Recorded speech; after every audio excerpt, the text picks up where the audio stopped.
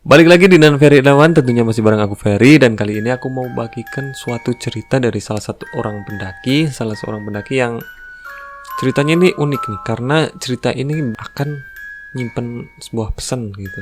Dan cerita ini terjadi di salah satu gunung yang cukup terkenal, yaitu Gunung Merbabu ya. Tangganya Gunung Merapi itu masih berdekatan gitu kan. Gunung Merbabu ini terkenal dengan gunung yang cukup indah dan ya jadi favorit gitulah untuk para pendaki.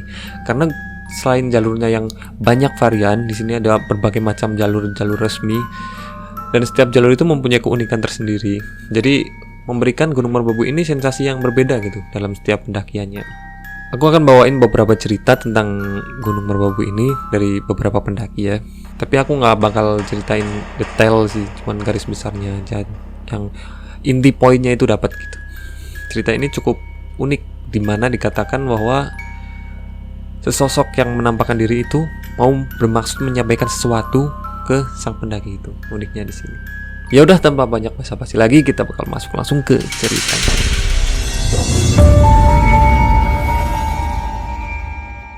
Gunung Merbabu, gunung yang mempunyai ketinggian 3.145 meter di atas permukaan laut ini, terbagi menjadi 3 daerah dalam 3 kabupaten, yaitu Magelang, Boyolali, dan juga Semarang.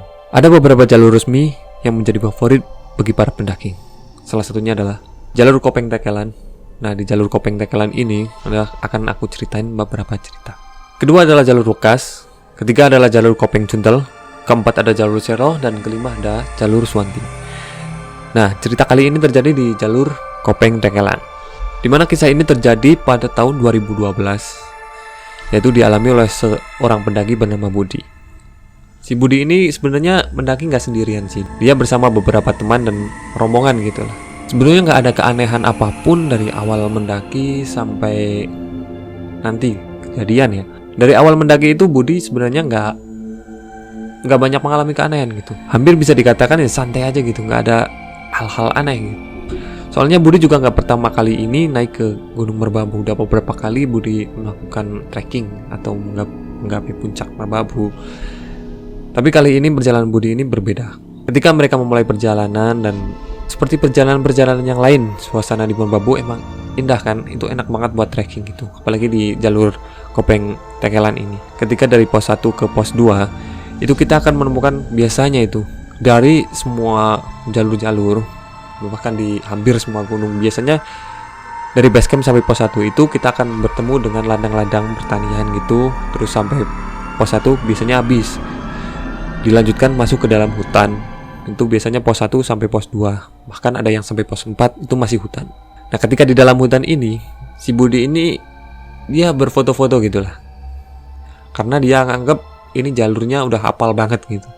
Jadi dia foto-foto santai gitu. Nggak terasa teman-temannya itu udah jauh di depan gitu. Sehingga Budi, oh ya udah, aku lanjut aja gitu. Setelah Budi lanjut jalan santai gitu, tiba-tiba di depan itu ada seorang gadis atau seorang cewek gitu berjalan sendiri gitu. Budi tentu saja iba dong. Wah, kasihan banget nih ada cewek jalan sendirian. Dibarengin dia, diajak ngobrol gitu. Kenapa kok sendirian? Dia ngomong ke Budi kalau dia juga ketinggalan sama teman-temannya itu udah jauh ke depan gitu. Budi menjawab, oh ya udah kalau gitu kita bareng aja. Kan tujuannya juga sama-sama di puncak gitu kan. Cewek ini pun ya udah oke, kita bareng aja gitu. Sebenarnya nggak ada yang aneh dengan gadis ini. Perjalanan sambil ngobrol, semuanya enak, nggak ada hal-hal mencurigakan gitulah. Setelah berjalan beberapa lama, dan ternyata si Budi ini merasakan ada hal-hal aneh mulai terjadi gitu, dimana dia merasakan bahwa harusnya kalau dari pos 1 ke pos 2 itu hanya membutuhkan setengah sampai 1 jam gitu. Tapi di sini udah 4 jam Budi jalan bareng si cewek ini, nggak juga nyampe gitu loh. Kalau perjalanan lama begitu, kalau di gunung itu ada suatu mitos yang namanya Oyot Mimang ya. Mungkin ada beberapa dari kalian yang pernah dengar Oyot Mimang, di mana kita akan berjalan memutar-mutar gitu, tapi kita nggak nyadar gitu. Teman aku juga beberapa udah pernah ada yang ngalamin, tapi aku ceritain lain kesempatan aja ya. So, balik lagi di cerita Budi. Budi ini berjalan terus selama 4 jam tidak juga nyampe ke tempat atau ke pos selanjutnya gitu. Waktu udah mulai petang, udah mulai malam gitu. dan Budi pun memutuskan untuk istirahat gitulah, capek kan udah jalan 4 jam juga. Budi memutuskan untuk mendirikan buah tenda di salah satu tempat di situ yang agak longgar gitu. Setelah mendirikan tenda, mereka berdua pun beristirahat, dan setelah malam Budi beristirahat di luar menggunakan sleeping bag itu, kantong tidur dan juga matras, dengan cewek itu dipersilakan untuk beristirahat di dalam tenda. Setelah paginya gitu, setelah pagi sekitar subuh itu, cewek ini pun pamitan untuk jalan duluan gitu. Situasi di situ Budi masih benar-benar ngantuk gitu, capek banget, dan tidur di luar juga kan pasti dingin ya. Sehingga dia mau lanjut istirahat dulu gitu untuk memulihkan tenaganya, dan cewek itu berpamitan untuk lanjut lagi ketika waktu subuh itu. Si Budi pun ya oke, kalau mau lanjut duluan gak apa-apa, hati-hati gitu.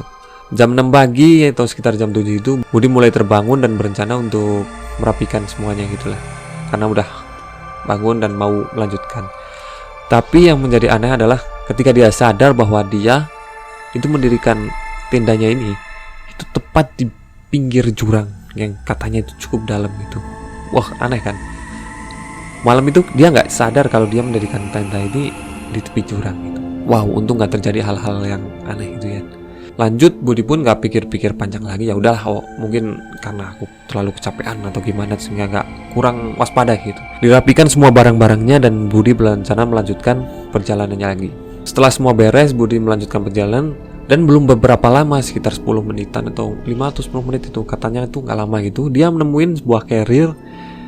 Carrier ini adalah carrier yang kemarin dibawa oleh cewek ini, cewek yang bareng Budi, dan katanya mau jalan dulu di pagi subuh tadi. Budi pun masih berpikiran positif nih. Oh, mungkin dia nggak kuat, dia lanjutkan aja ke atas tanpa beban gitu, tanpa bawa carrier kan lebih enteng gitu. Atau Budi juga menganggap bahwa mungkin dia nggak kuat dan dia turun lagi ke bawah gitu.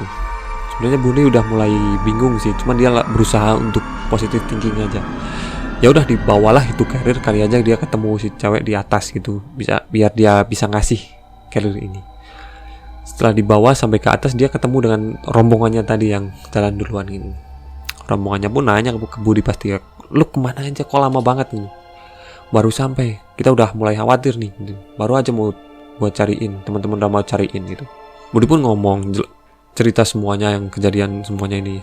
Dia ketemu sama si gadis, dia ngecamp, terus tiba-tiba gadis itu jalan duluan gitu, dan teman-temannya itu kaget gitu. Hah? Gadis yang mana itu? Perasaan gak ada cewek yang nyampe atas gitu, kok bisa gitu kan? Budi pun bingung nih. Wah, jangan-jangan dia gak kuat nih, turun nih, langsung turun aja gitu, nggak mikir apa-apa lagi karena dia nggak kuat. Tapi kok nggak ketemu aku lagi gitu kalau turun gitu. Dan setelah tas ini diperiksa, ternyata ada sebuah name tag di situ yang bertuliskan nama cewek itu. Aku nggak bisa nemuin nama cewek ini siapa, dan di situ tertulis nama cewek ini dan juga alamat rumahnya gitu. Dan Budi dan teman-temannya pun memutuskan untuk mengembalikan carrier ini ke rumah atau alamat yang tertera di dalam carrier ini. Oke, langsung aja singkat ceritanya ya. Budi udah turun dan langsung menuju ke tempat atau alamat yang tertera dalam name tag itu. Sampainya di rumah itu, ngetok pintu seperti biasa, ucap salam, dan keluar seorang ibu-ibu gitu. Budi pun ngomong maksud dia datang ke rumah ini untuk mengembalikan tas carrier ini. Tapi yang menjadi aneh adalah ibu ini justru menangis gitu loh. Tanpa menjawab sepatah kata pun, ibu-ibu ini menangis gitu. Dan langsung mengajak Budi dan teman-temannya untuk ke belakang. Nah, di belakang ini Budi dan teman-temannya ini menemukan sebuah batu nisan gitu, yang tertuliskan di batu nisan itu, nama yang tertulis di dalam batu nisan itu sama dengan nama name tag yang ada di tas gunung. Sontak Budi dan teman-temannya pun kaget. Dan orang tua atau ibu-ibu ini ternyata adalah ibu dari si gadis ini. Dan ternyata gadis ini sudah hilang sejak tahun 2009 di jalur pendakian Merbabu. Dan jasadnya pun sampai sekarang belum ditemukan. Jadi dari tahun 2009 sampai tahun 2012, Budi ini naik tahun 2012 ini, berarti udah 3 tahun belum juga ditemukan. Hanya Budi yang bisa menemukan carrier dengan bantuan makhluk yang menjelma menjadi gadis ini. Wow, ini cerita sungguh unik sih, dimana kita ada sosok makhluk yang berusaha berkomunikasi dengan kita, memberikan suatu petunjuk-petunjuk gitu. Itu kan hanya orang-orang tertentu itu. Wow, keren sih. Tapi nggak cuma tahun 2012 ini ceritanya ada. Gue juga nemu cerita di tahun 2017 dikatakan 2 orang pendaki yang tersesat itu, dan salah satunya itu masuk ke dalam jurang sedalam 400 meter.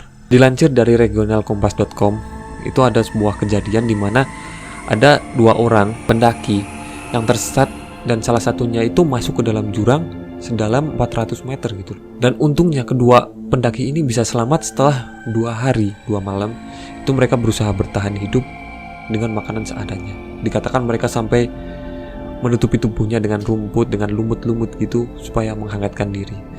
Yang satu itu temannya, ini kan 2. Jadi yang satu itu masuk ke dalam jurang sedalam 400 meter dan yang satu itu nggak tahu ya apa yang harus diperbuat gitu. HP-nya waktu itu udah mati dan dia udah nggak tahu lagi apa yang harus dilakukan, sehingga dia memutuskan untuk menunggu aja dah. Siapa tahu ada yang lewat gitu. Ada yang lewat di situ mendaki atau apa gitu. Dia menunggu di atas dengan temennya itu masih di dalam jurang ini. Dia hanya berteriak gitu untuk memastikan keadaan di sana. Kalau dia masih memberikan respon atau menyaut gitu teriakan kita, berarti dia masih baik-baik aja gitu. Setelah 2 hari ditemukan oleh tim SAR, untungnya kedua pendaki ini ditemukan selamat gitu dan berhasil ditolong. Masih di tahun 2017 juga pernah terjadi suatu peristiwa unik yang dialami oleh salah satu pendaki bernama Jonathan Zilibu, yaitu adalah seorang mahasiswa waktu itu di salah satu universitas di Semarang. Jonathan ini bercerita bahwa ketika dia memasuki hutan pinus, dia itu merasa bahwa diikutin sesuatu gitu. Dan hutan pinus ini diceritakan itu ada sosok penunggu seperti kera putih gitu. Jonathan hanya merasa diikutin, sedangkan teman-temannya itu mengatakan bahwa dia melihat ada pohon pisang gitu. Tapi anehnya pohon pisang ini berpindah-pindah, nggak netap di satu tempat gitu. Sedangkan orang-orang yang mempunyai kemampuan untuk melihat hal-hal seperti itu mengatakan bahwa ada sosok makhluk berbentuk kera putih yang meloncat dari pohon ke pohon.